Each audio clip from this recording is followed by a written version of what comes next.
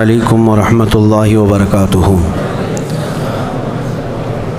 الحمدللہ وکفا وسلام علی حبیبہ المصطفیٰ، اما بعد فاعوذ باللہ من الشیطان الرجیم، بسم اللہ الرحمن الرحیم۔ ان اللہ وملائکتہ یصلون علی النبی یا ایہا الذین آمنوا صلوا علیہ وسلموا تسلیما۔ اللہم صل علی سیدنا مولانا محمد معدن الجود والکرم وآلہ واصحابہ الکرام وابنہ الکریم وبارک وسلم صلاة دائمة سرمدا ابدا بحمدہ تعالی وبکرم مصطفیٰ صلی اللہ تعالی علیہ وسلم۔ آج کی اس شب میں قرآن عظیم کے تقریباً 22 پارے مکمل ہو چکے ہیں۔ اللہ کریم بقیہ قرآن عظیم کو صحیح تجوید سے پڑھنے اور آپ کو سماعت کرنے کی توفیق عطا فرمائے۔ 22ویں پارے کے اخیر سے سورہ یاسین شریف کی شروعات ہوتی ہے، بس وہ 1.5 صفحہ باقی رہ گیا۔ انشاءاللہ العزیز یاسین مبارک کل مکمل تلاوت کی جائے گی۔ آج جیسے کہ آپ کو پتہ ہے، میں 2 دن تک آپ کے ہاں غیر حاضر تھا، اور اس درمیان 17 رمضان المبارک گزری، جس میں اسلام کی ایک عظیم تاریخ وابستہ ہے۔ 17 رمضان المبارک کو یوم الفرقان کہا جاتا ہے۔ یوم الفرقان اس کا ایک نام ہے، یعنی حق اور باطل کے درمیان فرق پیدا کرنے والا دن، جس دن اسلام کی ایک عظیم جنگ بدر واقع ہوئی تھی۔ مجھے احباب سے یہ گزارش ہوئی، یہ خواہش ظاہر کی گئی کہ آج اصحاب بدر کے متعلق پھر سے میں یہاں پر ذکر کروں اور ان کے ناموں کی انشاءاللہ آج تلاوت بھی کروں۔ اس کی وجہ یہ ہے کہ ہمیں یہ ضروری ہے کہ ہمارے بچوں میں یہ عظیم تاریخوں کو منتقل کرتے رہیں۔ کربلا تو ہر سال سنتے ہیں، لیکن پھر کیوں سناتے ہیں؟ اس لیے کہ بار بار سننے سے جذبہ جوان رہتا ہے۔ ہمارے بچوں کو یہ کہانیاں نہیں ہیں، بلکہ ان کے جذبوں کو جوان رکھنے اور حوصلوں کو بلند رکھنے والی یہ دوائیاں ہیں۔ جنگ بدر، جس کو 14 صدیاں گزر گئے لیکن ظالم کفار آج بھی بھول نہیں سکے۔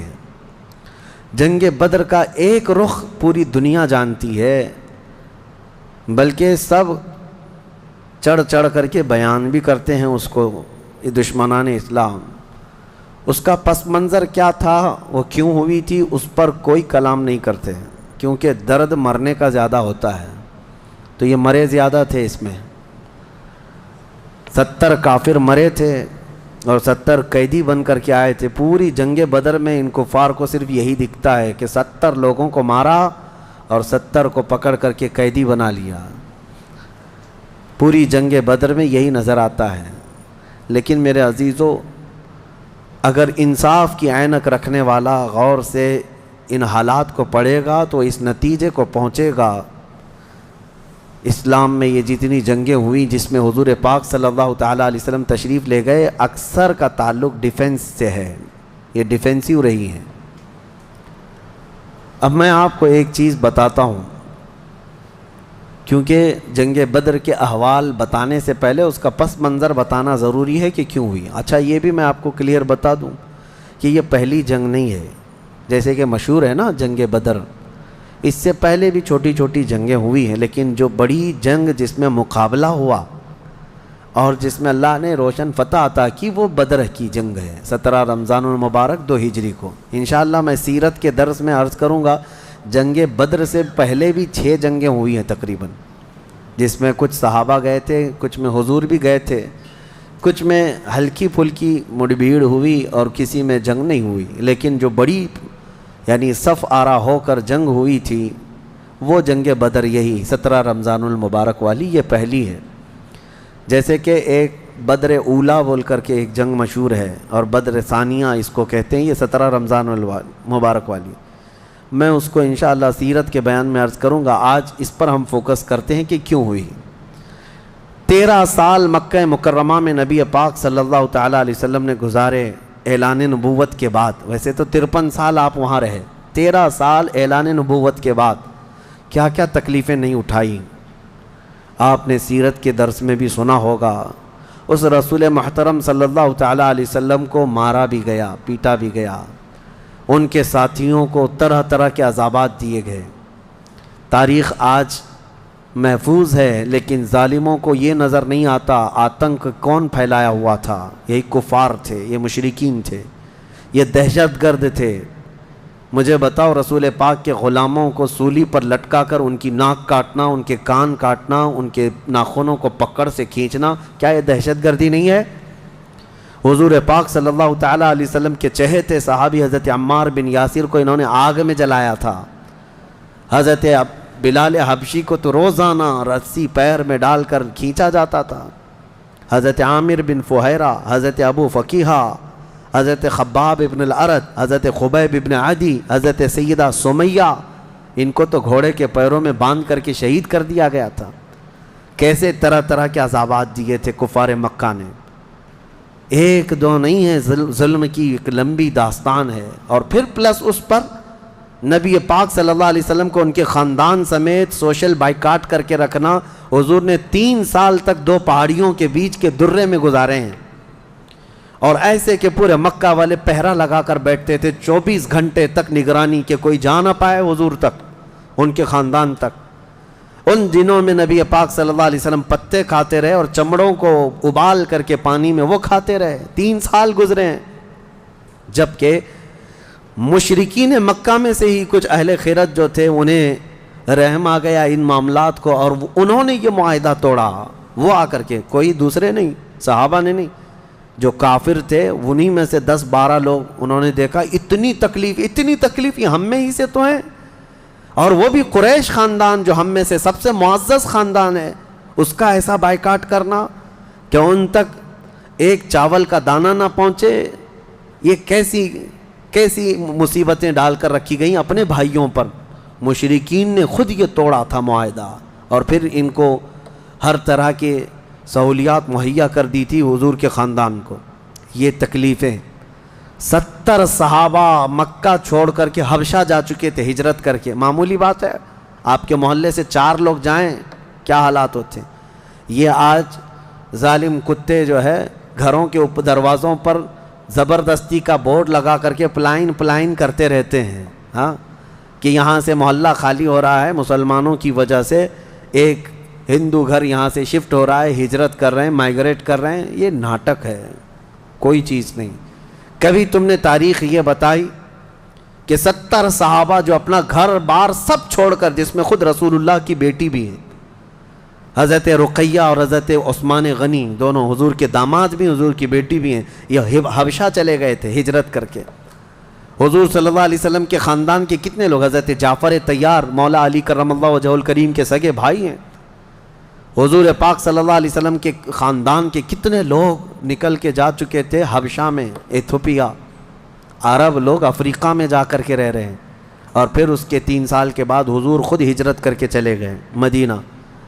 تو حضور ہجرت کر کے گئے تو کیا اکیلے گئے؟ 1 سال نہیں گزرا تھا کہ مکہ میں جتنے مسلمان تھے سب کے سب ہجرت کر کے مدینے چلے گئے. مکہ والوں کو سکون سے رہنا چاہیے نا، بات ہو گئی نا. میں آپ کو بتا دوں، کفار و مشرکین کبھی کسی بات سے راضی نہیں ہوتے، اور نہ کبھی یہ سکون، ذہنی سکون ان کو نہیں حاصل ہو سکتا. تم اگر کوئی محلہ چھوڑ کر کے بھی چلے گئے تو تمہارے سے دشمنی ان کی کم نہیں ہوتی. جو دشمن ہے وہ دور بیٹھ کر کے ہی جلتا رہتا ہے کہ وہاں سکھ سے کیوں رہ رہے ہیں یہ لوگ، یہاں سکون سے کیوں رہ رہے ہیں لوگ. مدینے جب رسول پاک اور ان کے صحابہ گئے تو مکہ والوں کو تو جو معاملہ تھا ختم ہو گیا. جن سے تمہاری روزانہ لڑائی ہوتی تھی وہ جا چکے، نہ ان کے صحابہ ہیں نہ وہ رسول پاک وہاں پر ہیں. نہیں، اس کے باوجود ان کفار مکہ نے کیا کرنا شروع کیا؟ 10 لوگ، 15 لوگ، 20 لوگ کبھی جتھا بنا کر کے مدینے تک جاتے تھے. رات کے وقت وہاں کے مسلمانوں کے باغیچے کھجوروں کے جلا کے آ جاتے، اور کبھی اگر 2-4 صحابہ مسلمان باہر نظر آتے تو ان کو پکڑ کر پیٹتے تھے، مارتے تھے. کہاں پر؟ مدینے میں جا کر. جب اس قدر ظلم بڑھ گیا تب میں آپ کو بتاؤں 13 سال کے بعد اللہ نے جہاد کا حکم نازل فرمایا. اے محبوب کھڑے ہو جائیں اور جو آپ سے لڑ رہے ہیں ان سے مقابلہ فرمائیں۔ 13 سال تک تو کبھی لڑنے کا حکم نہیں آیا۔ مدینہ طیبہ میں جانے کے بعد جب مسلمانوں کی اپنی ریاست بن گئی، وہاں اپنی ایک حکومت اسٹیبلش ہو رہی ہے، تب یہ جا کر کے اگر اس کے اندر دسیسہ کاری کریں، پیوند کاری کی بجائے وہاں جا کر کے شب خون ماریں رات کے وقت، تو پھر اللہ تعالیٰ کا حکم نہیں آئے گا۔ میں اس سے قبل ایک مثال سے پوچھا تھا آپ کو، یہ کہتے ہیں نا، آج بھی ہم نے 22ویں پارے میں ایک آیت پڑھی ہے، ملعونین اینما ثقفوا اخذوا وقتلوا تقتیلا۔ اس کو وہ 26 آیتوں میں گناتے ہیں جس کو یہ لوگ کہتے ہیں آتنک کا بڑھاوا دیتی۔ اللہ نے فرمایا لعنت کیے ہوئے لوگ ہیں یہ سب، جہاں پائے جائیں پکڑے جائیں اور ٹکڑے ٹکڑے کر کے مارے جائیں۔ یہ آیت ہے، اور یہ کہتے ہیں کہ یہ دیکھو آتنک کو بڑھاوا دیتی، یہی دیکھ کر کے مسلمان کاٹتے ہیں سب کو۔ میرے عزیزو، آیت جو نازل ہوئی کب ہوئی؟ یہی میں نے آپ کو یہی مثال اس سے قبل بتائی تھی۔ ہمارا دیش، ہمارا ملک امن و امان کے ساتھ رہ رہا ہے، 4 لوگ بھی اگر دشمن ملک کے ہمارے ملک میں داخل ہو جائیں تو ہائی اتھارٹی کیا حکم دے گی؟ سپریم کورٹ ہو یا وزارت داخلہ، ہوم منسٹری ہو یا کوئی بھی ڈپارٹمنٹ کے لوگ کیا حکم دیں گے؟ یہ 4 دشمن جہاں پائے جائیں ان کو پکڑو اور مار دو۔ پولیس کو تو آن دا اسپاٹ شوٹ کرنے کا حکم ہوگا، انکاؤنٹر کر دیں ان کا۔ کیوں؟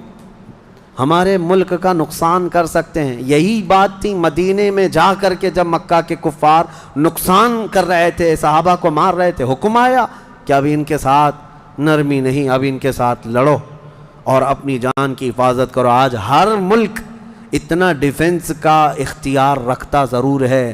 جاؤ گھس کر کے دکھاؤ کسی ملک میں، بغیر ویزے کے جائیں گے تو پکڑ کر کے مار ڈالیں گے، بارڈر کراس کرو تو شوٹ کر دیں گے، جبکہ چوری کرنے کی نیت نہ ہو تب بھی۔ لیکن اسلام جو مارنے آ رہے تھے ان کو مارنے کا حکم دیا۔ اب سنو بدر کیوں ہوئی تھی؟ مسئلہ یہ تھا، 2 ہجری تھی، مکہ مکرمہ میں قافلہ تجارت کا قافلہ ملک شام جا رہا تھا۔ اچھا، اب شام کا جو لوکیشن ہے وہ مدینے کے پاس سے ہو کر گزرتا ہے۔ راستہ ایک شاہراہ ہے، یعنی جس کو کہتے ہیں ہائی وے، سب سے بڑا انٹرنیشنل ہائی وے اس زمانے کا، وہ مدینے کے پاس سے گزرتا تھا۔ تو ملک شام تجارت کے لیے جو جانے والے ہوتے تھے مکہ سے، وہ اسی راستے سے جاتے، مدینے کے پاس سے قریب سے گزرتا۔ قریب کا مطلب بہت قریب بھی نہیں۔ تو نبی پاک صلی اللہ علیہ وسلم نے فرمایا جب تک ہمارا مکہ والوں سے امن کا ایگریمنٹ نہ ہو جائے، معاہدہ نہ ہو جائے، ہم ان کا ہر راستہ بھی روکیں گے، ہم ان کا راستہ بھی روکیں گے۔ ہوتا ہے یا نہیں؟ اگر آپ کا کسی دوسرے سے جھگڑا ہو جائے تو آپ آس پاس کے راستے بھی بلاک کر دیں گے کہ دشمن ادھر کے راستوں کو بھی استعمال نہ کرے۔ یہی معاملہ تھا۔ حاج جو ہے، دنیا کو میں بتاؤں، یہ راستہ روکنے والی بات کو بھی میں بتاتا ہوں۔ کہتے ہیں کہ مکہ والے تجارت کے لیے ملک شام جا رہے تھے تو ان کا راستہ روکنے کا کیا حق تھا؟ مدینے والوں کو کیا حق تھا؟ آج مجھے بتاؤ، جس ملک سے تمہاری دشمنی ہو جائے، کیا وہ اپنا فلائی زون تمہیں یوز کرنے دے گا؟ تمہارا پلین بھی اڑ کے جا سکے گا اس ملک کے اوپر سے؟ سعودی نے تو ابھی بین کر رکھا تھا قطر کو، اس کا نہ پلین اترتا، نہ ہی ہوائی اسپیس استعمال کر سکتا تھا۔ قطر جو ہے کوئی چیز استعمال نہیں کر سکتا۔ ان کی آپسی دشمنی میں جب یہ راستے بند کر سکتے ہیں، آپسی دشمنی تھی، یہ کون سی اسلام اور کفر کی دشمنی؟ اسی طرح سے ایران پر جو پابندیاں ہیں، ایران کا ایک جہاز جس سے اس کے سفارتی تعلقات نہیں، کیا وہ اسرائیل کے اوپر سے اڑ سکتا ہے؟ نہیں اڑ سکتا۔ راستے تو آج بھی ان لوگوں نے بند کر رکھے ہیں، ایک دوسرے کی تجارت کے، ٹریڈنگ پابندیاں آج بھی چلتی ہیں۔ 1400 سال پہلے جب نبی پاک صلی اللہ علیہ وسلم نے صرف ان کا راستہ روکنے کی بات کی، تو آج یہ پوری دنیا کے جو ماڈرن اپنے آپ کو کہتے ہیں اور بہت زیادہ ویل ایجوکیٹڈ سمجھتے ہیں، ان کے پیٹ میں درد ہونے لگتا ہے کہ یہ کیسا راستہ روکنے والا کیا سسٹم تھا۔ راستہ روکنے والا وہی سسٹم تھا جو آج تمہارا باپ روکتا ہے، امریکہ۔ جس طرح سے لوگوں کے اوپر تجارت کی پابندیاں لگاتا ہے، جس طرح سے ہائی ڈیوٹی کسٹم لگا کر کے لوگوں کی اکنامک کو گراتا ہے، یہ تو وہی سسٹم ہے نا۔ لیکن نبی پاک صلی اللہ علیہ وسلم نے ایسا نہیں کیا تھا۔ صحابہ کرام کو مدینے سے کہا کہ دیکھو اگر ان کا قافلہ تجارت کا شام جا رہا ہے تو ہم جائیں گے، راستہ روکیں گے۔ حضور اپنے صحابہ کو لے کر نکل پڑے۔ یہ 17 رمضان جنگ بدر کی بات نہیں کر رہا ہوں، اس سے پہلے کی بات کر رہا ہوں، 6 مہینے پہلے حضور گئے، چند مہینے پہلے یا چند دن پہلے، ایگزیکٹ نہیں کہہ رہا ہوں۔ تو ابو سفیان قافلہ تجارت کا جو لے کر جا رہا تھا وہ سپہ سالار یا امیر قافلہ تھا، اس کو خبر ہو گئی کہ نبی پاک صلی اللہ تعالیٰ علیہ وسلم اپنے صحابہ کے ساتھ میرا راستہ روکنے آئے ہیں، تو راستہ کاٹ لیا اور ملک شام دوسرے راستے سے پہنچ گیا۔ حضور پاک صلی اللہ علیہ وسلم کو نہیں ملا، حضور واپس مدینے آ گئے۔ کئی دن گزرے، ملک شام میں اس نے تجارت کی، خوب نفع کمایا اور واپس مکہ تو جانا تھا۔ تو مکہ جب جانے لگا تو پھر میرے آقا کو خبر آئی، نبی پاک صلی اللہ علیہ وسلم نے پھر صحابہ سے کہا کہ چلو پھر سے اس کا راستہ روکتے ہیں۔ پھر گئے، لیکن اس بار ابو سفیان پھر خبر پا کر کے دوسرے راستے سے چلا گیا مکہ۔ لیکن مکہ پہلے ہی ابو سفیان نے قاصد بھیج دیا تھا، کہا تھا کہ محمد اور ان کے ساتھی تمہاری تجارت کو لوٹ لیں گے، ختم کر ڈالیں گے، قافلہ تمہارے ہاتھ نہیں آئے گا، تم ہماری مدد کے لیے آؤ۔ یہ قاصد مکہ جیسے ہی پہنچا وہاں کھلبلی مچ گئی، سب جمع ہو گئے جتنے خاندان تھے کہ ہمارا بھی مال ہے، ہمارا بھی مال ہے۔ اور ابو جہل تو بھڑکا رہا تھا، خوب بھڑکا رہا تھا، سب کو جمع کر لیا۔ لیکن اتفاق ایسا کہ وہ مکہ والوں کے نکلنے سے پہلے ابو سفیان اپنی تجارت کا قافلہ صحیح سلامت مکہ لے کر پہنچ گئے، بات ختم ہو گئی، تجارت کا قافلہ آ گیا۔ جو سمجھ بوجھ والے تھے انہوں نے خیر منائی، کہا کہ چلو ہمارا مال پہنچ گیا، اب ضرورت نہیں جانے کی۔ لیکن ابو جہل کسی بات پر خاموش نہیں تھا، کہا کہ نہیں، ہم محمد اور ان کے ساتھیوں کو مزہ چکھائیں گے کہ انہوں نے روکنے کی کوشش کیوں کی۔ اگر آج ہم ان کا مقابلہ نہیں کریں گے تو آگے ہماری تجارت کے لیے بڑے مسئلے پیدا ہو جائیں گے۔ اور اس کے بعد سب کو بھڑکاتا رہا۔ کتنے بہت سارے چھوڑ کر چلے گئے، لیکن پھر بھی ابو جہل کے بہکاوے میں جتنے آئے وہ 1000 کی تعداد میں تھے، اور وہ لوگ پورے ہتھیار سے لیس ہو کر ساز و سامان سب لے کر کے نکل پڑے مدینے آنے کے لیے، کہ مدینے جا کر کے ان کا سب اینٹ سے اینٹ بجا کر کے آئیں گے۔ اب نبی پاک صلی اللہ علیہ وسلم راستے میں نہیں تھے، 2 بار گئے اور واپس آئے، قافلہ روکنے کے لیے واپس آئے۔ لیکن جیسی حضور کو یہ خبر ہو گئی کہ وہ لوگ مدینے پر حملہ کرنے کے لیے نکل رہے ہیں، اصل وجہ سن لیجئے بدر کی اصل وجہ، جب وہ لوگ 1000 کی تعداد میں مکہ سے نکل چکے تھے اور میرے آقا کو یہ خبر مل گئی، مخبر نے آ کر بتایا کہ جنگ کی تیاری سے مدینے کے اوپر حملہ آور ہونے کے لیے نکلے ہیں مکہ کے لوگ۔ اب نبی پاک صلی اللہ علیہ وسلم نے صحابہ سے فرمایا کہ ان کو مدینے پہنچنے مت دینا، اگر مدینے آ گئے تو مدینے کو توڑ پھوڑ کریں گے، شہر میں داخل ہوں گے، جنگ ہوگی تو کچھ نہ کچھ گھر ٹوٹیں گے، کسی کی آبادی اجڑے گی، کچھ نہ کچھ نقصان ہوگا، لہذا ہم خود مدینے سے باہر نکلتے ہیں۔ نبی پاک صلی اللہ علیہ وسلم اب اس ارادے سے اپنے صحابہ سمیت باہر نکلے۔ اس میں تعداد مختلف روایات کے مطابق 313، 314، 315، 319 اور ایک میں 360 اصحاب بدر کی تعداد پہ الگ الگ روایات ہیں۔ 313 صحابہ کی روایت بہت سارے محدثین نے روایت کی ہے، اور 360 کی بھی روایت ہے، 360 لوگ بھی تھے۔ بہرحال وہ اس طور پر کہ بچے دوسرے لوگ سب ملا کر کے کسی نے شمار کیا اور کسی نے صرف خالص جنگ کرنے والوں کو شمار کیا۔ اس میں سارے بڑے بڑے اجلہ صحابہ ہیں، سیدنا ابو بکر صدیق، سیدنا عمر فاروق، سیدنا حیدر کرار، علی مرتضیٰ رضی اللہ تعالیٰ عنہ، دیگر اصحاب۔ ہاں، حضرت عثمان غنی رضی اللہ تعالیٰ عنہ اس میں شامل نہیں تھے۔ اس کی وجہ یہ تھی کہ حضور صلی اللہ علیہ وسلم کی بیٹی حضرت رقیہ بیمار تھیں، مدینے میں تھی۔ نبی پاک صلی اللہ تعالیٰ علیہ وسلم نے حضرت عثمان سے کہا کہ تم اپنی اہلیہ میری بیٹی کی تیمارداری میں رہو، تمہیں بدر میں شریک ہونے کا برابر ثواب دیا جائے گا۔ حضرت عثمان غنی مدینے میں تھے، اسی وجہ سے آج بھی اصحاب بدر کے ناموں کی جب تلاوت ہوتی ہے نا تو حضرت عثمان کا نام بھی اس میں آتا ہے۔ وہ اگرچہ جنگ میں گئے نہیں تھے لیکن اسماء بدر میں ان کا نام شامل ہے. آپ پڑھ کر کے دیکھنا یا سننا تو حضرت عثمان غنی کا بھی نام ہے، کیونکہ مال غنیمت جب تقسیم ہو رہا تھا تو حضور نے حضرت عثمان کو بھی اس میں سے حصہ دیا تھا. خیر، جب نبی پاک صلی اللہ تعالیٰ علیہ وسلم یہ صحابہ کو لے کر نکلے، اب مدینے سے 160 کلومیٹر مکہ کی طرف کا یہ راستہ ہے.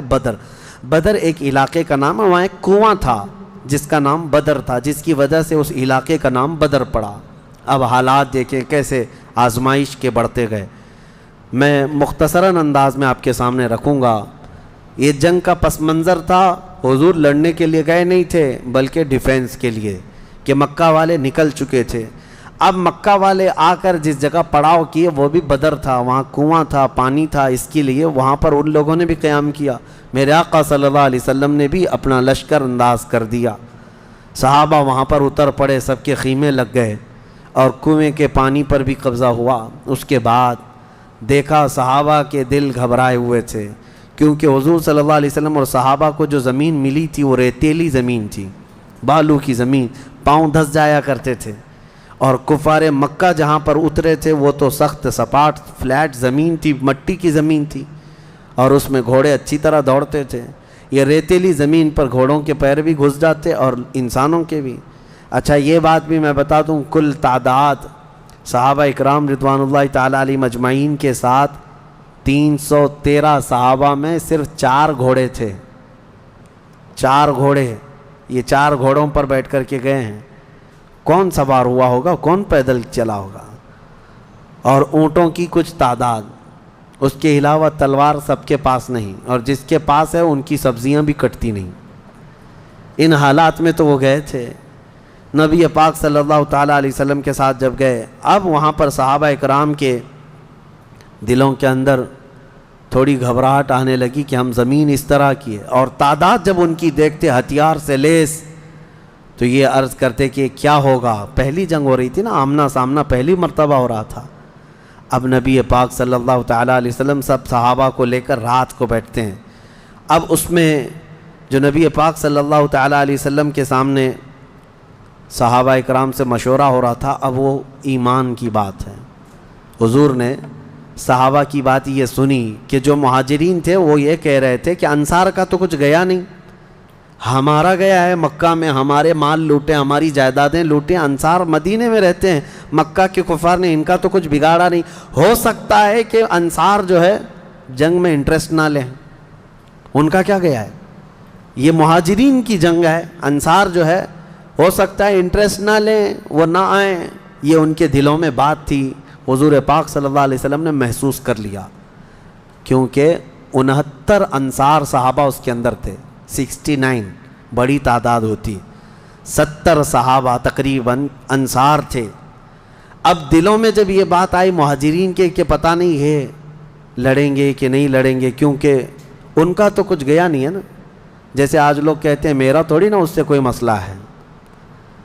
تو پھر نبی پاک صلی اللہ علیہ وسلم نے رات کے وقت انصار صحابہ کو پہلے بلایا. سب بیٹھے ہوئے تھے، مشورہ کرنا تھا.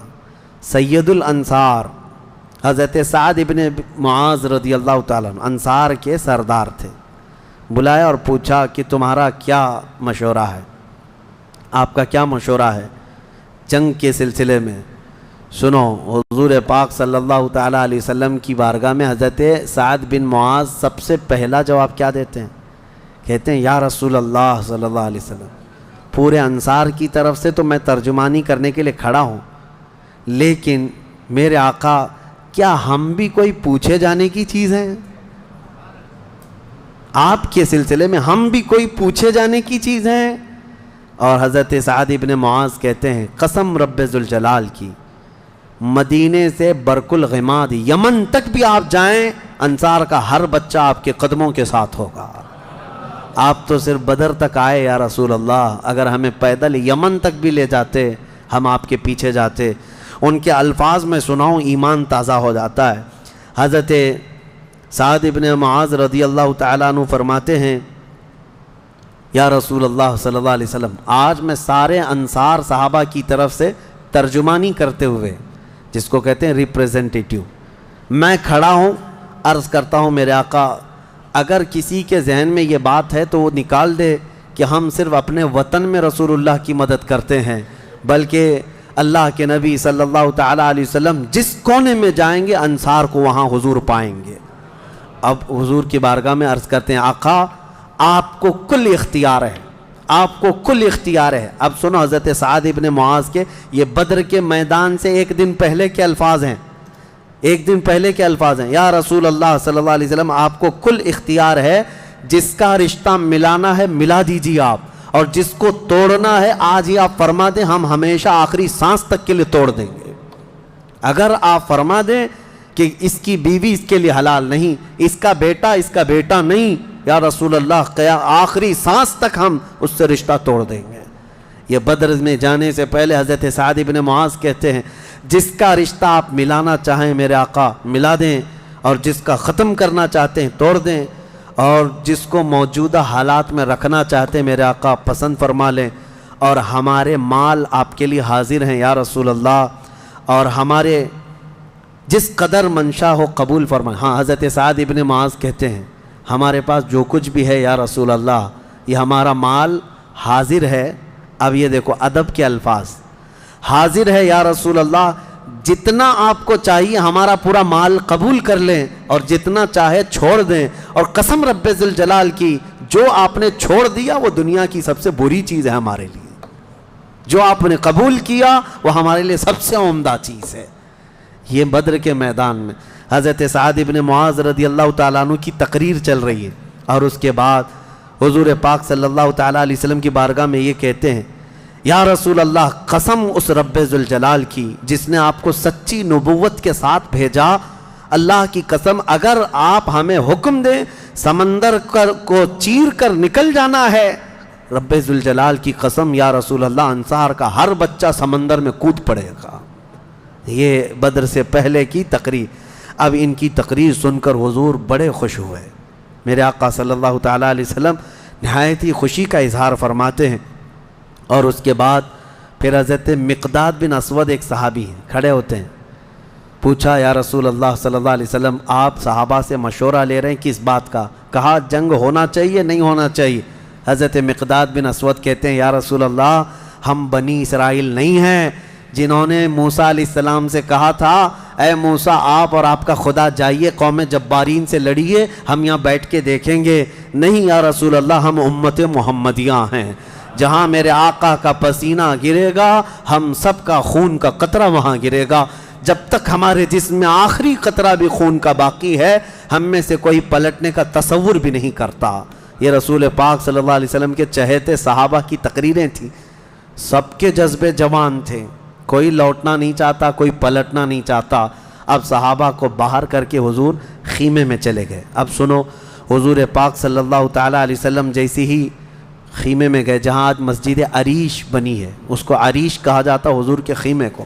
حضور سجدے میں گر گئے، سجدے میں گرنے کے بعد نبی پاک صلی اللہ تعالیٰ علیہ وسلم اتنا گریہ وزاری کر رہے تھے، اتنا رو رہے تھے سجدے میں حضور پاک صلی اللہ علیہ وسلم، اور جو صحابی ان کی خدمت میں کھڑے تھے وہ کہتے ہیں نبی پاک صلی اللہ تعالیٰ علیہ وسلم کی الفاظ میں سن رہا تھا ابتحالات کو، عرض یوں کر رہے تھے اے اللہ ایک چھوٹی سی فوج ایک چھوٹی سی جماعت تیرے دین کی نصرت کے لیے میدان میں اتری ہے، اے اللہ اگر اس جماعت کی تو کل مدد نہ کرے گا تو قیامت تک اس روئے زمین پر کوئی سجدہ کرنے والا نہیں آئے گا، اے اللہ قیامت تک کوئی تیری عبادت نہیں کر سکے گا۔ یہ محبوبانہ انداز ہے میرے آقا کا، یہ کوئی دھمکی نہیں اللہ کو، رب تعالیٰ کی بارگاہ میں گڑ گڑانا کہ مولا اگر ان کی مدد نہیں کرے گا تو پھر کون تیری عبادت کرے گا۔ اور اس کے بعد اچانک حضور صلی اللہ علیہ وسلم اٹھے سجدے سے، پیشانی چمک رہی تھی اور حضور مسکرا رہے تھے۔ دو صحابہ کھڑے تھے، کہا یا رسول اللہ صلی اللہ علیہ وسلم آپ اتنی گریہ وزاری کرتے کرتے بھی مسکرانے لگے۔ کہا میرے رب نے میری ڈھارس بندھا دی، مبارک ہو بشارت ہو، میں نے ابھی ابھی جبرائیل کو جنگی لباس پہن کر اترتے دیکھا ہے، جبرائیل امین آ گئے ہیں۔ وہ صحابہ دوڑے دوڑے گئے، باہر جا کر کہے مبارک ہو اللہ کے نبی کو مدد آ گئی ہے، ابھی رات کا حصہ گزرا نہیں تھا کہ بارش برسنے لگ گئی۔ میرے آقا نے فرمایا میرے صحابہ اللہ کی دوسری مدد آ گئی۔ صحابہ نے پوچھا یہ کیسے؟ کہا جاؤ میدان میں دیکھو، ریت کی زمین پر بارش ہوئی تھی تو ریت پوری جمع ہو گئی، مضبوط ہو گئی، اور کافروں کی زمین پر بارش برسی تو کیچڑ ہو گیا، ان کے پیر پھسلنے لگ گئے، ان کے گھوڑے بدکنے لگ گئے، اور صحابہ کے پیر ریت میں بالکل مضبوط جم کر رہ گئے۔ حضور نے فرمایا بارش بھی اللہ نے تمہاری مدد کے لیے نازل فرمائے۔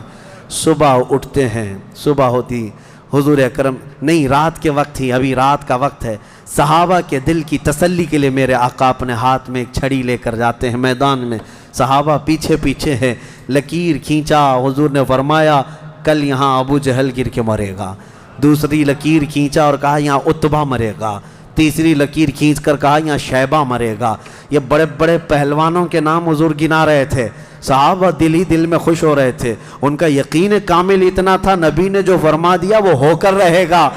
رات کے وقت ہی صحابہ کو یہ معلوم تھا ان کفار کے کتنے وکٹ گرنے والے ہیں، کتنے پہلوان زمین بوس ہونے والے ہیں، کتنے موت کی گھاٹ پہنچنے والے ہیں، صحابہ کو یہ معلوم ہو گیا تھا، اور دل چوڑے تھے، سینے کشادہ تھے۔ صبح ہوتی ہے، نبی پاک صلی اللہ تعالی علیہ وسلم ابھی اپنے خیمے میں تھے، عریش میں، میدان بدر کے خیمے میں تھے۔ ایک صحابی دوڑتے ہوئے آتے ہیں، آ کر کے بارگاہ مصطفیٰ میں عرض کرتے ہیں یا رسول اللہ صلی اللہ علیہ وسلم ہماری تعداد بڑھ گئی، ہماری تعداد بڑھ گئی۔ حضور پاک صلی اللہ علیہ وسلم سے وہ کہہ رہے ہیں پہلے کافروں کی تعداد اتنی زیادہ تھی، 1000 کی تعداد، صحابہ دیکھتے گھبرا جاتے، اور اس پر وہ کمینے کیا کر رہے تھے؟ رات بھر ناچ رہے تھے، گانے گا رہے تھے، کباب بھون رہے تھے، اور نعرے لگا رہے تھے جیت ہماری، جیت ہماری، جیت ہماری، جیت ہماری۔ ان کے الفاظ تھے، اشعار گنگنا رہے تھے، اور رات بھر کھانا پینا، رقص سرور، ڈھول باجے سب چلتا رہا، اور ادھر صحابہ عبادت میں مصروف ہیں، اللہ کی بارگاہ میں گڑ گڑا رہے ہیں۔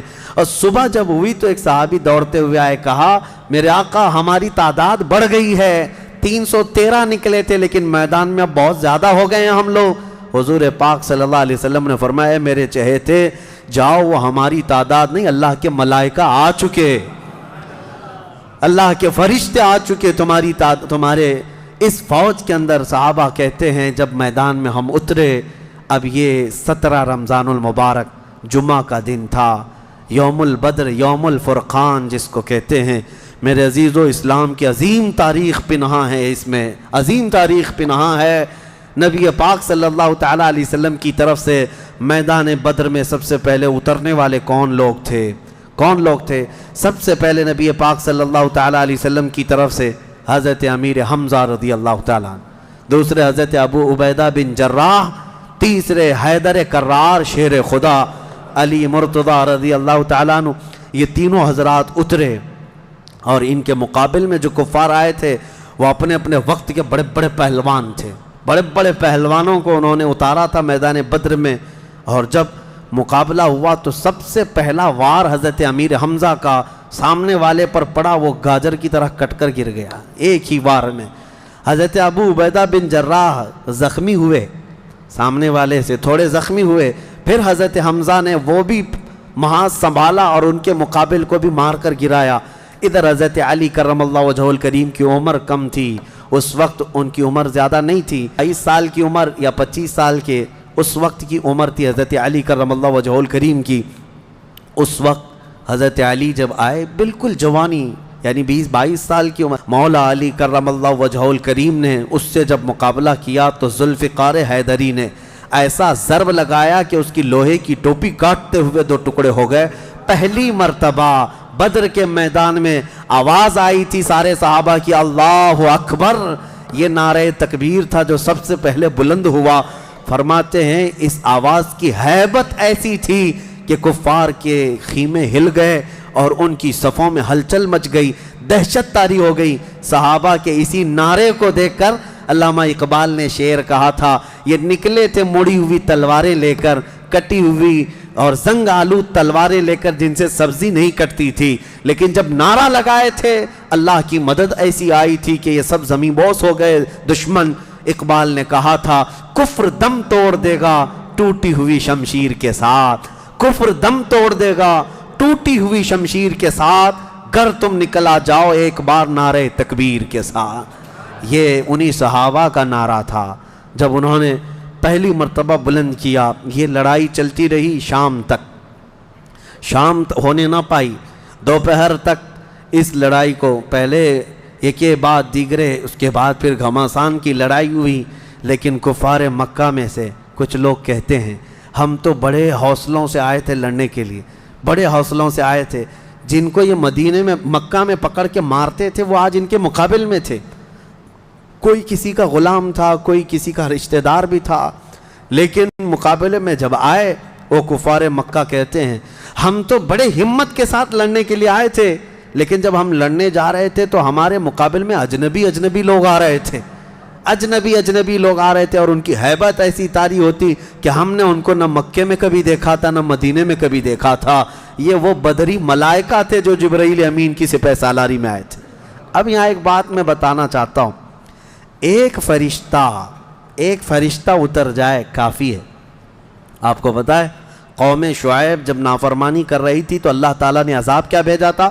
جبرائیل امین علیہ السلام کو اتارا تھا، انہوں نے ایک چیخ ماری تھی، چنگھاڑ، اور ان کی آواز کی ہیبت سے جتنے پہاڑوں میں تھے یہ قوم شعیب سب کے بھیجے کانوں سے نکل آئے تھے اور زمین پر گر کر مر گئے تھے۔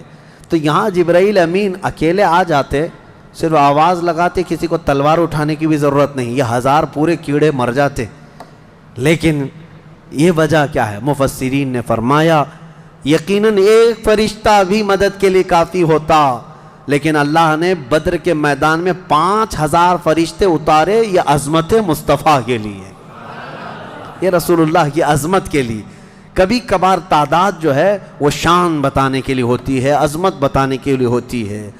ہاں ایک جھنڈا کافی ہوتا ہے، لیکن کبھی 10 جھنڈے لگاؤ تو اس کی عظمت بڑھ جاتی ہے۔ ہاں 2 باڈی گارڈ کافی ہوتے ہیں، لیکن 10 کھڑے ہو جائیں تو اس کی ہیبت اور طاری ہوتی ہے۔ یہ ایک انسانی ذہن بنا ہوا ہے۔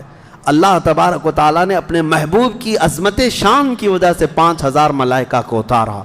اب یہ جنگ ہوتی رہی، اس میں صحابہ تو لکڑیوں سے جنگ کرتے رہے، سب تلواروں سے نہیں، کچھ صحابہ تو لکڑیوں سے جنگ لڑتے رہے، اور لکڑیوں سے کئی کو مار کے گرایا، اور 70 جو ہے موت کے گھاٹ اتر گئے، اور اس میں معمولی 70 نہیں تھے، بڑے بڑے گرو گھنٹال تھے، جتنے بھونکتے تھے مکہ میں بیٹھ کر۔ ابو جہل مر گیا، حضرت بلال حبشی کا آقا امیہ بن حرب وہ مر گیا، اور کئی ایسے بڑے بڑے عتبہ شیبہ جیسے بڑے بڑے کافر، یہ سب کے سب موت کے گھاٹ اتر گئے۔ بدر کی ایک لڑائی ایسی کہ اچھوں کی جڑ کاٹ کر رکھ دیا۔ اب یہاں پر حضور پاک صلی اللہ تعالیٰ علیہ وسلم کا رحم بھی دیکھیں، حضور ملاحظہ فرما رہے تھے، جب امیہ گر کر زخمی ہوا تھا، حضور نے جو صحابی لڑ رہے تھے کہا کہ روک دو اس کو۔ امیہ جو لڑ رہا تھا وہ بڑا ہٹا کٹا پیسہ والا مکہ کا بڑا آدمی تھا، تو جو صحابی لڑ رہے تھے انہوں نے گرا دیا، وہ زخمی ہو کر گرا، حضور نے فرمایا چھوڑ دو اس کو، وہ صحابی ہٹ گئے۔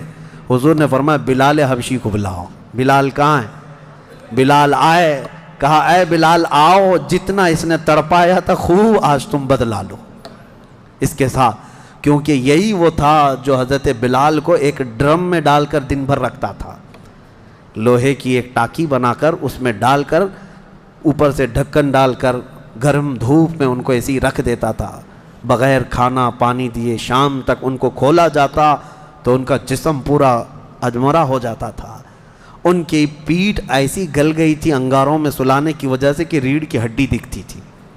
یہ حضرت بلال کے ساتھ کیا تھا، حضرت بلال حبشی نے مار کر اس کو ختم کیا۔ اور حضرت بلال مارتے وقت کیا کہہ رہے تھے یہ بھی سنیے، یہ صحابہ کا جذبہ ہے۔ کہتے ہیں اس کو قتل کیا اور یوں کہا انت عدو اللہ و عدو رسولنا، میں نے تجھے مار دیا ہے اس لیے کہ تو اللہ کا اور میرے حبیب کا دشمن تھا، یہ نہیں کہ مجھے تڑپاتا تھا، یہ نہیں کہ تو نے مجھے بہت مارا ہے اب چکھ لے مزہ۔ حضرت بلال یہ کہتے ہیں تو اللہ کا دشمن تھا اور میرے مصطفیٰ کا دشمن تھا، میں نے تجھے ختم کیا۔ یہ بدر کی وادی میں حضرت معاذ اور معوذ بن عفراء رضی اللہ عنہما، 2 چھوٹے بچوں پر جہاد تو ہے نہیں، لیکن یہ ضد کر کے اصرار کر کے حضور کے پاس آئے تھے، کہا ہمیں اجازت دے دے۔ میرے آقا نے ان کو اجازت دی تو یہ جنگ میں شریک ہوئے۔ حضرت عبد الرحمن بن عوف کہتے ہیں صاحب بڑے بڑے صحابہ، جنگ کے میدان میں نفسا نفسی کا عالم ہوتا ہے، اپنا ڈیفنس کرنا ضروری ہوتا ہے، کہاں سے تیر آئے کہاں سے تلوار آئے، لیکن یہ دو بچے اس طرح سے میدان میں ہیں کہ حضرت عبد الرحمن بن عوف سے کہتے ہیں چچا ہمیں ایک بات بتائیے، ابو جہل کس کا نام ہے؟ حضرت عبد الرحمن بن عوف کہتے ہیں میں ہنس پڑا، ان کی عمر 13 سال کے آس پاس کی تھی۔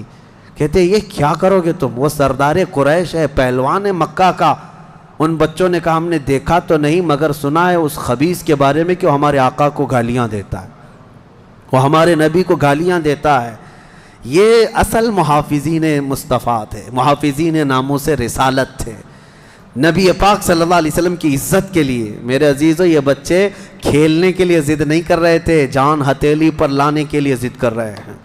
حضور پاک صلی اللہ علیہ وسلم کی بارگاہ میں آئے اور اس کے بعد حضرت عبد الرحمن بن عوف کہتے ہیں میں ابھی بات چیت کر ہی رہا تھا کہ ابو جہل سامنے گھوڑے پر بیٹھا جا رہا تھا، میں نے اشارے سے بتایا وہ دیکھو وہی مردود ہے جو گھوڑے پر جا رہا ہے۔ یہ دونوں بچے چیل کی طرح جھپٹ گئے اس کی طرف اور بھاگتے ہوئے اس کی طرف گئے۔ ابو جہل کو یہ ایکسپیکٹیشن ہی نہیں تھا، یہ امید ہی نہیں تھی کہ اس کے مقابل میں کبھی کوئی بچہ آ سکتا ہے۔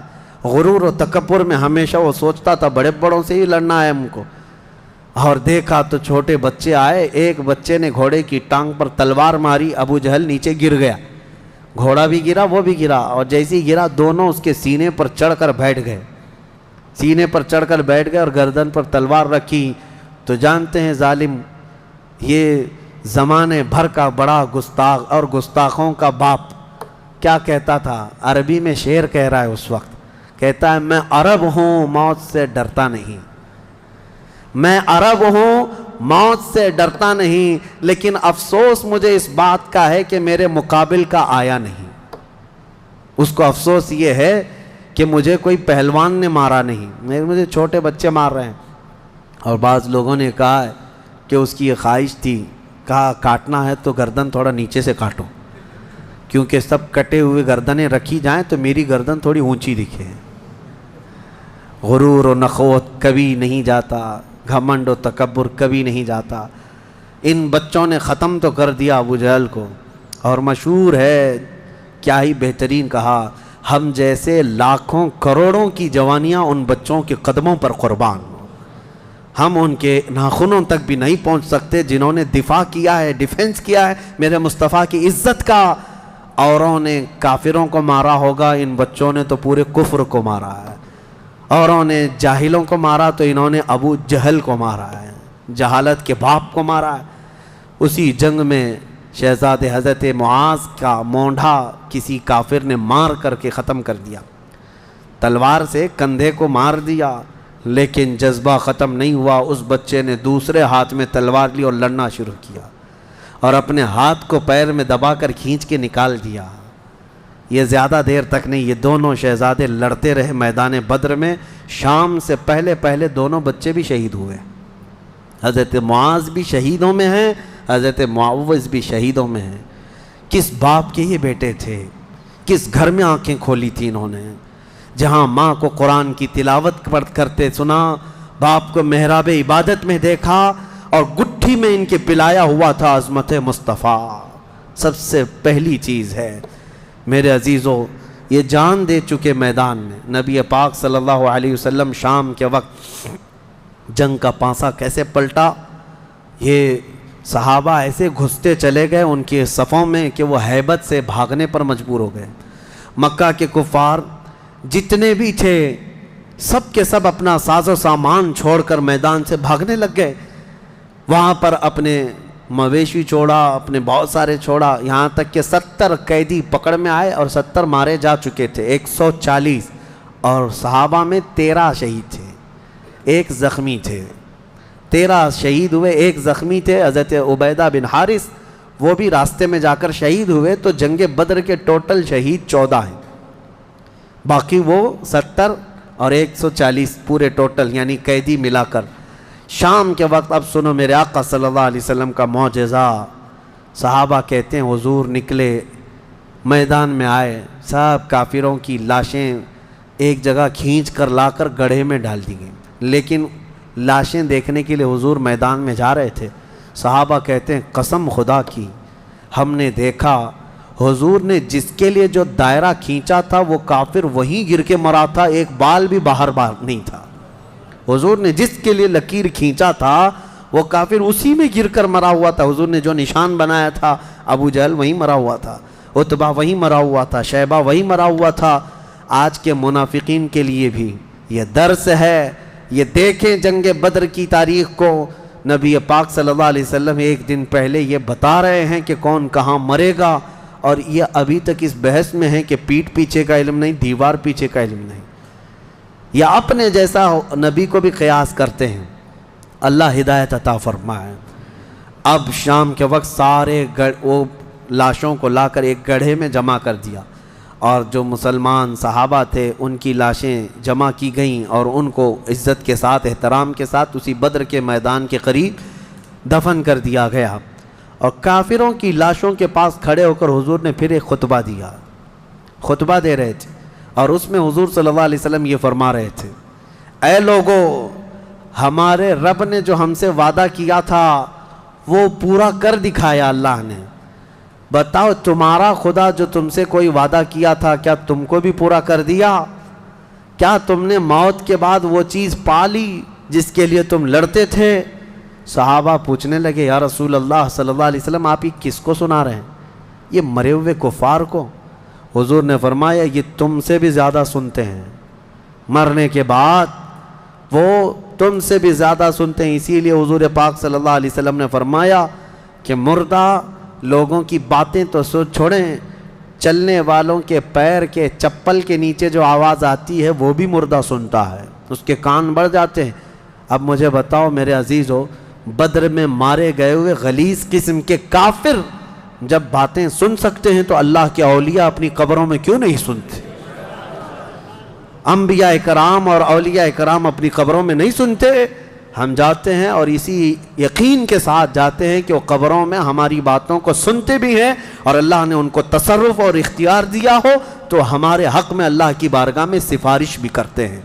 یہ ہے جنگ بدر، اس کا خلاصہ یہی ہے کہ وہ اگرچہ 313 نہتے تھے لیکن یقین کامل تھا۔ اسی کو اقبال نے کہا ہے، یقین محکم عمل پہ ہم، جہاد محبت فاتح عالم، جہاد زندگانی میں ہیں یہ مردوں کی شمشیریں۔ کہ یہ وہ صحابہ تھے، ان کے بارے میں وہ کہتے ہیں اللہ کے شیروں کو آتی نہیں روبائی، اللہ کے شیروں کو آتی نہیں روبائی، یہ لومڑی کی طرح نہیں رہتے بلکہ ان کا عزم حوصلہ بڑا جوان تھا، اور میدان میں اترے تھے تو نہ یہ تلواروں کے بھروسے آئے تھے نہ ہاتھی گھوڑوں کے بھروسے آئے تھے، بلکہ ان صحابہ کا صرف یقین یہ تھا اللہ ہمارے ساتھ ہے، رسول ہمارے ساتھ ہے۔ اے مومنوں، آج اس بدر کی تاریخ کے بعد میں آپ سے بھی یہی کہنا چاہوں گا، آج جتنے بھی ابو جہل ناچ رہے ہوں ان کو ناچنے دو، اور پکار کر کہو ان اللہ معنا، بے شک اللہ ہمارے ساتھ ہے، بے شک اللہ ہمارے ساتھ ہے۔ آزمائش ہوگی، امتحان ہوگا، کچھ تو مریں گے کچھ تو کٹیں گے، لیکن غلبہ حق کا ہی ہوگا۔ حل الحق یعلو ولا یعلی علیہ، فرمایا گیا حق ہمیشہ بلند ہو کر رہے گا، اس کے اوپر کوئی غالب نہیں آئے گا۔ ہو سکتا ہے صدیوں تک اس کو کوئی پکڑ کر کے رکھے، حق کو گرفتار کر کے رکھے، لیکن کبھی بھی وہ اس طرح نیست و نابود نہیں کیا جائے گا۔ قیامت تک حق کو بلند ہونا ہے۔ اللہ کریم ہم سب کو حق جماعت کے ساتھ زندہ رکھے، اور ہمیں غلبہ اسلام کا وہ سنہرا دور عطا فرمائے جب ہم دیکھیں ہمارے ہر گھر سے آواز آئے لبیک یا لبیک یا لبیک یا۔ آؤ آج کے اس بدر کی تاریخ کے بعد ہماری بزرگوں کی یہ عادت کریمہ رہی ہے کہ انہوں نے اصحاب بدر رضوان اللہ تعالیٰ علیہ مجمعین کے ناموں کی تلاوت کو حرز جاں بنا کر رکھا ہے، کہ بزرگوں نے فرمایا یہ 313 صحابہ کے ناموں میں اتنی تاثیر ہے کہ جو ان کے ناموں کی تلاوت کرتا ہے اللہ تعالیٰ اس کی کوئی دعا رد نہیں فرماتا۔ کئی حکایتیں حضرت دوانی رحمۃ اللہ علیہ، حضرت دارانی رحمۃ اللہ علیہ، انہوں نے کئی حکایتیں نقل فرمائی ہیں۔ فرماتے ہیں کہ پچھلے زمانے میں کئی ایسے حالات دیکھنے کو آئے جنہوں نے اسماء بدر رضوان اللہ علیہم اجمعین کی تلاوتیں کی ہیں، وہ راستے میں ڈاکوؤں سے محفوظ رہے۔ ایک صاحب تھے، وہ تجارت پر جا رہے تھے اور بیچ راستے میں سمندر میں ڈاکوؤں کی کشتیاں آئیں اس کی تجارت کے قافلے کو لوٹنے کے لیے، اور یہ اپنی کشتی میں اسماء بدر یعنی بدری صحابہ کے نام اپنے پاس رکھا اور تلاوت کرتا رہا۔ رات کے وقت کئی جگہ سے ڈاکوؤں نے حملہ کیا تو یہ اکیلا تھا۔ کہتا ہے میرے پیچھے سے اچانک ایک فوج آئی اور پھر وہ اچانک ان ڈاکوؤں سے لڑنے لگی، اتنا لڑی کہ وہ سب ڈاکوؤں کو مار کر ختم کیا، پورا پانی خون سے لال لال تھا۔ میں پڑھ کر کے دیکھا کہ یہ کون ہے، مدد کے لیے آئے ہیں۔ پلٹ کر کے میں نے پوچھا، آئی ہوئی جماعت نے کہا جن کے ناموں کی تو تلاوت کر رہا ہے ہم وہی اصحاب بدر ہے، رسول اللہ صلی اللہ تعالیٰ علیہ وسلم کے ساتھی ہیں، اللہ نے ہمیں تصرف دیا ہے۔ میرے عزیزو، آج بھی وہ صحابہ جو شہید ہیں ان کے متعلق قرآن کیا کہتا ہے؟ مردہ مت سوچو بھی مت، کہنا تو دور کی بات ہے، اللہ نے فرمایا وہ زندہ ہیں تمہیں اس کا شعور نہیں۔ آج میں ان کے ناموں کی تلاوت کرتا ہوں، ہر نام پر آپ رضی اللہ عنہ کہیں، کیا؟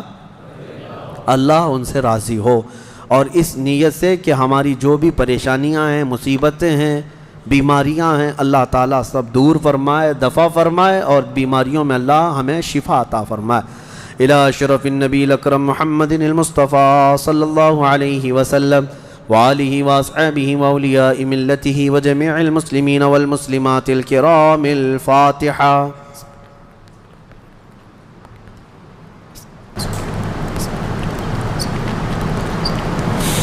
اللهم صل صلاة كاملة وسلم سلاما تاما على النبي الذي تنعل به العقد وتنفرج به الكرب وتقضى به الحوائج وتنال به الرغائب وحسن الخواتم ويستسقى الغمام بوجهه الكريم وعلى آله وصحبه في كل لمحة ونفس بعدد كل معلوم لك۔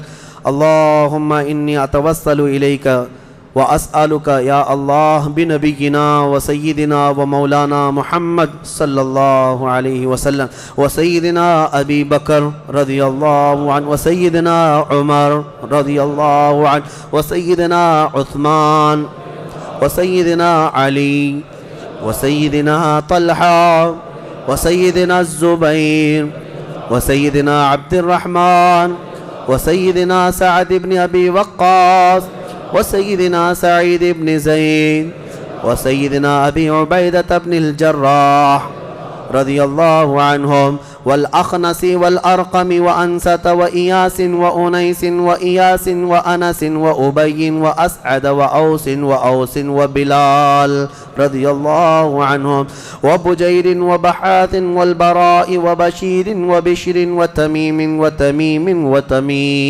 رضي الله عنهم وثقف وثعلبة وثعلبة وثعلبا رضي الله عنهم وجبر وجابر وجبير وجابر وجبار وعمزة وعاتب والحسين والعارث والعارث والعارث والعارث والعارث والعارث والعارث والعارث والعارث وعارثة والعارث وعرين والعباب وعبيب وحرام وحمزة رضي الله عنهم وبخالد وخباب وخنيس وخريم وخولي وخواد وخداش وخراش وخارجة وخلاد وخالد وخليد وخليفة وخبيب وذي الشمالين وذكوان وربيعة وربعي ورفاعة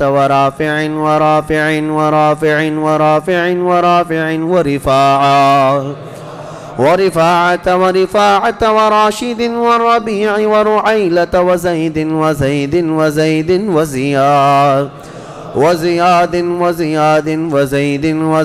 والسائب وسالم وصبرة وسنان وسهيل وسويبة وسعد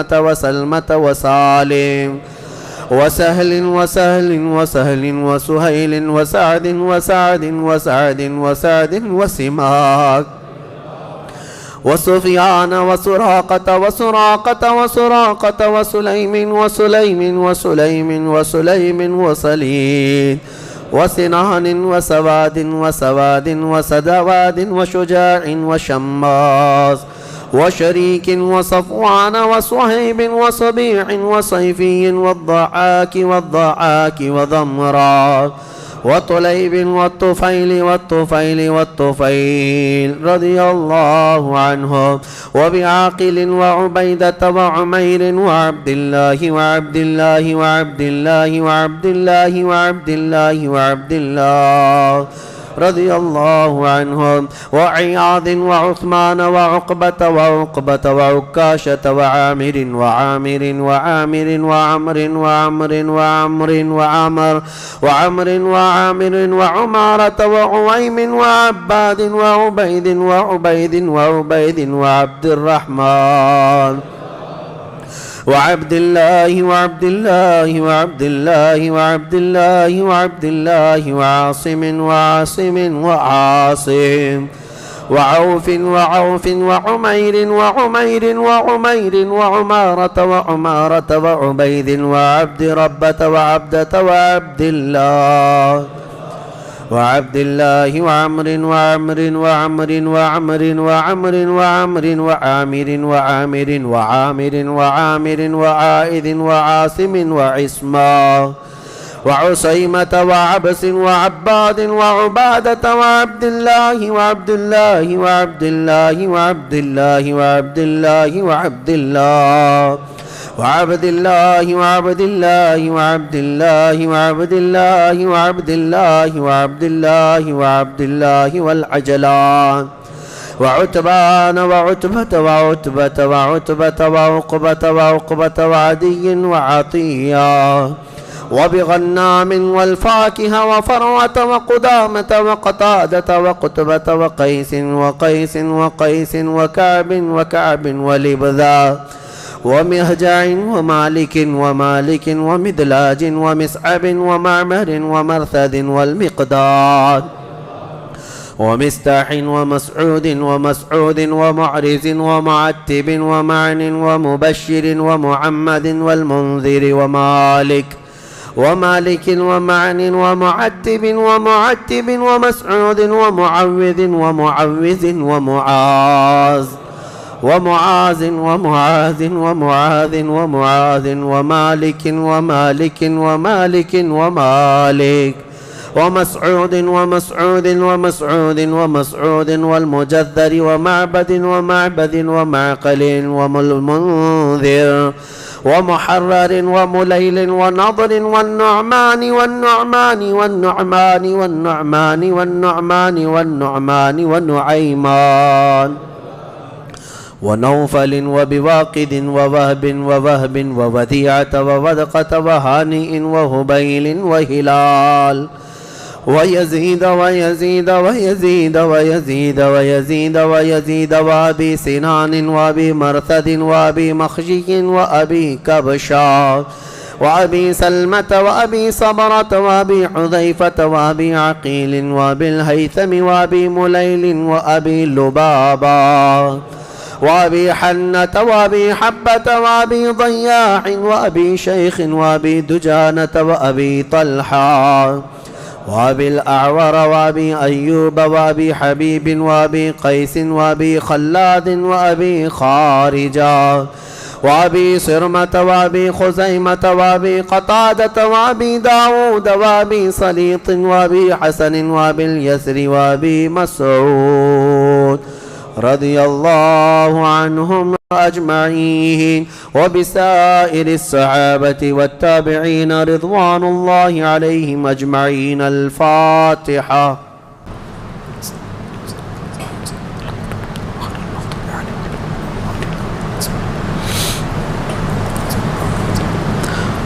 وصلى الله تعالى على خير خلق محمد وآله وأصحابه أجمعين. اللهم إنا نتوسل إليك باسمك العظيم وبجاه نبيك الكريم ووليك العظيم أن تكفر عنا الذنوب وتستر العيوب وتحسن الأخلاق وتوسع الأرزاق وتشفي الأسقام وتعافي الآلام، وأن تدفع عنا وعن أهل بلدنا وبيتنا هذا السم الناقع والداء القامع والوباء القاطع، إنك مجيب سامع، وأن تصرف عنا الطاعون والبلاء وتعصمنا من إنزال قهرك والوباء، وتحتجبنا بنورك من شر عدونا وشر الملعون ومن شر الوباء والطاعون. اللهم لا تؤاخذنا بسوء أفعالنا ولا تهلكنا بخطايانا. اللهم إنا نسألك أن تعيذنا من عذاب القبر وتؤمننا من الفزع الأكبر وتنجينا عن دار البوار وتسكننا الفردوس من دار القرار، بحق سيدنا ومولانا محمد وآله الأبرار وأصحابه الأخيار. يا الله يا رحمن يا رحيم يا عنان يا منان يا ذا الجلال والإكرام يا بديع السماوات والأرض يا حي يا قیوم، الہ العالمین ہماری اس محفل پاک و شرف قبولیت عطا فرما۔ اے کریم خدا ارحم الراحمین، جو کچھ کہا پڑھا سنا سب کو اپنی بارگاہ میں قبول فرما۔ اے اللہ، ایک مکمل ختم قرآن میری جانب سے اور جو یہاں پر تلاوتیں ہوئی ان سب کا ثواب تیرے حبیب پاک کی بارگاہ میں نظر قبول فرما۔ نبی پاک صلی اللہ تعالیٰ علیہ وسلم کے صدقے و توسل تمام انبیاء کرام علیہ السلام، خلفائے راشدین، صحابہ کرام، صحابیات، ازواج مطہرات، بنات طیبہ، شہداء کرام، صالحین، ائمہ مجتہدین، جملہ اولیاء کرام، تمام مومنین، مومنات، مسلمین، مسلمات کی روحوں کو نظر کیا قبول فرما۔ خصوصاً بالخصوص شہداء بدر، اصحاب بدر، اصحاب احد، اصحاب خندق، اصحاب کربلا رضوان اللہ علیہم اجمعین کی بارگاہوں میں نظر مولا قبول فرما۔ ہم میں یہاں جتنے حاضر ہیں مولا، ہمارے خاندانوں میں، ہمارے والدین میں جو انتقال کر چکے ان کی روحوں کو اس کا ثواب پہنچا دے۔ اے کریم خدا ارحم الراحمین، ہم سب پر تو سکینہ نازل فرما۔ اے اللہ، ہم سب پر تو اطمینان اور قلب سرور و قلب عطا فرما۔ اے کریم خدا، ہمیں گناہوں سے نفرت پیدا فرما۔ اے اللہ، ہماری آنکھوں کو حیا عطا کر دے، ہماری زبان کو طہارت عطا فرما، ہمارے دل کو وسوسوں سے بچا لے۔ اے اللہ، شیطان کی شرارتوں، نفس امارہ کے بہکاووں سے ہماری حفاظت فرما۔ ہم میں جو بیمار ہیں انہیں شفا دے دے۔ اے اللہ، ہمیں ذلت والی بیماریوں سے آخری سانس تک محفوظ فرما۔ کینسر اور ایڈز جیسی بیماریوں سے مولا ہم سب کی حفاظت فرما۔ تجھے اصحاب بدر کا صدقہ مولا، تجھ کو راضی کرنے والے صحابہ کا واسطہ مولا، ہم سب کو گناہوں کی بیماری سے شفا عطا کر۔ اے اللہ، ہم سب کو جادو، سحر، سفلی، علوی، ہر طرح کی مکر و فریب سے محفوظ فرما۔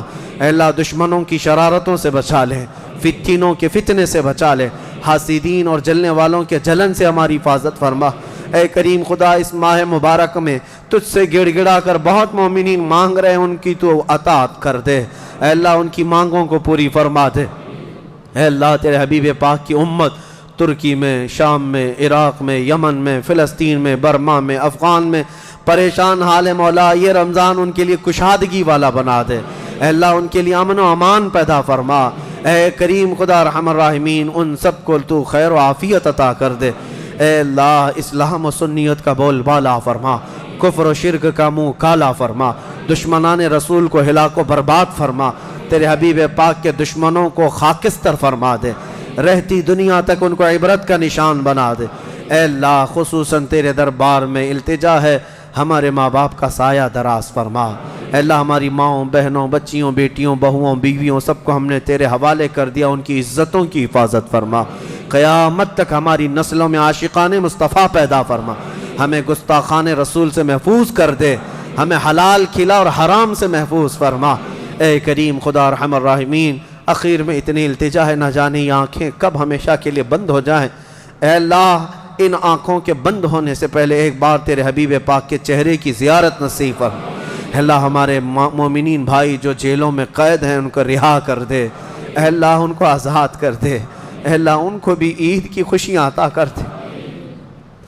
اے کریم خدا ارحم الراحمین، ہماری دعاؤں کو حضور کے نالین پاک کے صدقے قبول فرما۔ یہاں جتنے بیٹھے ہیں اور جتنے سن رہے مولا، سب کو اصحاب بدر اور مدینے کی زیارت نصیب فرما، تیرے خانہ کعبہ کی زیارت اور حج مقبول نصیب فرما۔ ان اللہ وملائکتہ یصلون علی النبی یا ایہا الذین آمنوا صلوا علیہ وسلموا تسلیما۔ اللہ سلام اللہ على طه رسول الله صلاة الله سلام الله على ياسين حبيب الله توسلنا ببسم الله وبالهادي رسول الله وكل مجاهد لله وأهل البدر يا الله صلاة الله سلام الله رسول الله صلاة الله سلام الله على ياسين حبيب إلهي سلم الأمة من الآفات والنقمة ومن هم ومن غمة بأهل البدر يا الله صلاة الله سلام الله على طه رسول الله صلاة الله سلام الله على ياسين إلهي نجنا واكشف جميع أذية واصرف مكائد العدا والطوف بأهل البدر يا الله إلهي نفس الكربا عن العاصين والعطبا وكل بلية ووبا بأهل البدر يا الله صلاة الله سلام الله على طه رسول الله صلاة الله سلام الله فكم من حمية حصلت وكم من ذلة فصلت وكم من نعمة وصلت بأهل البدر يا الله وكم أغنيت ذا العسر وكم أوليت ذا الفقر وكم عافيت ذا الوزر بأهل البدر يا الله صلاة الله سلام الله على طه رسول الله صلاة الله سلام الله لقد ضاقت على القلب جميع الأرض مع رحبي فأنج من البلاء الصعب بأهل البدر يا الله أتينا طالب الرفد وجل الخير والسعد فوسع منحة الأيدي بأهل البدر يا الله صلاة الله سلام الله صلاة الله سلام الله وإن تردد فمن نأتي لنيل جميع حاجاتي أيا جال الملمات بأهل البدر يا الله فلا تردد مع الخيبة بل اجعلنا على الطيبة أيا ذا العز والهيبة بأهل البدر يا الله صلاة الله سلام الله رسول الله صلاة الله سلام الله إلهي اغفر وأكرمنا بنيل مطالب منا ودفع مساءة عنا بأهل البدر يا الله. إلهي أنت ذو لطف وذو فضل وذو عطف وكم من كربة تنفي بأهل البدر يا الله.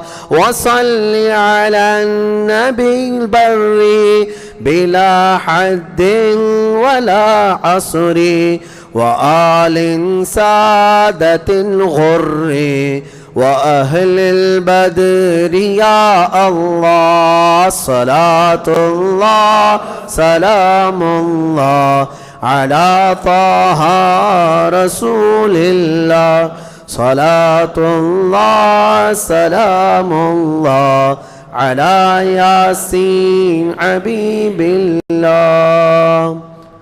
یا الہی رحم فرما مصطفیٰ کے واسطے، یا رسول اللہ کرم کیجئے خدا کے واسطے، مشکلیں حل کر شہ مشکل کشا کے واسطے، کربلائیں رد شہید کربلا کے واسطے، سید سجاد کے صدقے میں ساجد رکھ ہمیں، علم حق دے باقر علم خدا کے واسطے، صدق صادق کا تصدق صادق الاسلام کر، بے غضب راضی ہو کاظم اور رضا کے واسطے، بیر معروف و سری معروف دے بے خود سری، جند حق میں گن جنے دے با صفا کے واسطے، بیر شبلی شیر حق دنیا کے کتوں سے بچا، ایک کا رکھ عبد واحد بے ریا کے واسطے، بلفرح کا صدقہ کر غم کو فرح دے حسن و سعد، بلحسن اور بو سعید سعد ازا کے واسطے، قادری کر قادری رکھ قادریوں میں اٹھا، قدر عبد القادر قدرت نما کے واسطے، احسن اللہ لہو رزقن سے دے رزق حسن، بندہ رزاق تاج الاصفیاء کے واسطے، نصر بی صالح کا صدقہ صالح و منصور رکھ، دے حیات دی معی جان فضا کے واسطے،